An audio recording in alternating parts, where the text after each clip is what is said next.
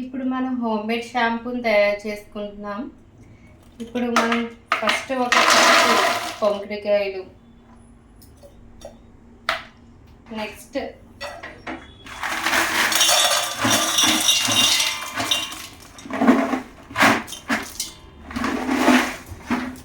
1 cup శేకాకాయ. ఇప్పుడు ఇది శుభ్రంగా మనం కడుక్కుందాం.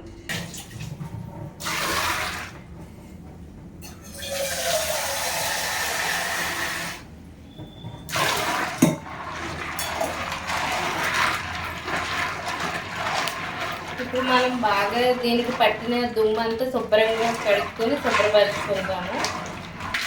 కడుగుతుంటేనే నురగొచ్చేస్తుంది. ఇది బాగా ఎండలో పెట్టాము కదా, బాగా కొంగడికాయలు శేకాయలు బాగా ఎండాయి. ఇప్పుడు ఇంకో మనం శుభ్రంగా కడుక్కొని మట్టి అంతా పోయే వరకు,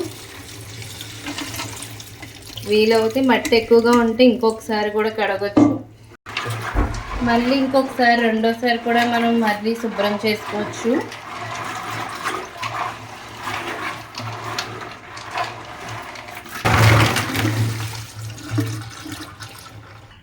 ఇప్పుడు మనం పరిశుభ్రమైన మినరల్ వాటర్తో మనం షాంపూ తయారు చేసుకుందాం.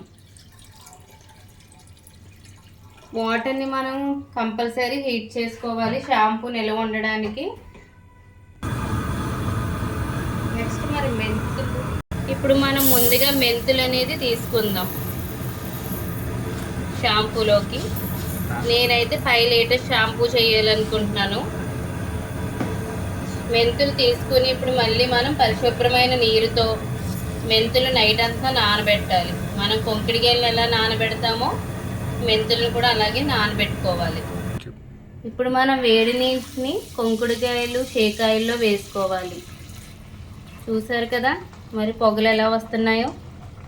వేడిగా ఉన్న వాటర్ని మనం కొంకిడికాయల్లో వేసుకుంటే బాగా మార్నింగ్ కల్లా మనకి బాగా నానుతాయి. అలాగే ఇప్పుడు మనం తయారు చేసుకున్న షాంపూలో వేడి నీటిలో ఇప్పుడు ఎండిన ఉసిరికాయలు కూడా వేసుకోవాలి. స్మెల్ కోసం మన ఇష్టం.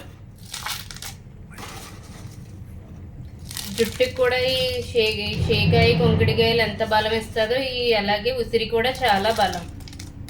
అలాగే ఇప్పుడు మనం తయారు చేసుకునే హెర్బల్ షాంపూలో కలోంజీ సీడ్స్ కూడా మనము కలుపుకోవాలి. నైట్ అంతా ఇవి కూడా కొంకిడికాయలను ఎలా నానుతాయో అలాగే కలోంజీ సీడ్స్ని కూడా మనం దాంతోపాటు నానబెట్టాలి. దీనివల్ల జుట్టుకి ఇంకా బలంగా ఉంటుంది. అలాగే ఇప్పుడు మనకి మొత్తం బాగా ట్రెండ్ అవుతుంది కదండి రోజ్మెరీ లీవ్స్ కూడా. అలాగే మనం నైట్ అంతా వీటితో పాటు అవి కూడా నానాలి. రోజ్మెరీ లీవ్స్ కూడా మనం వేసుకుందాం.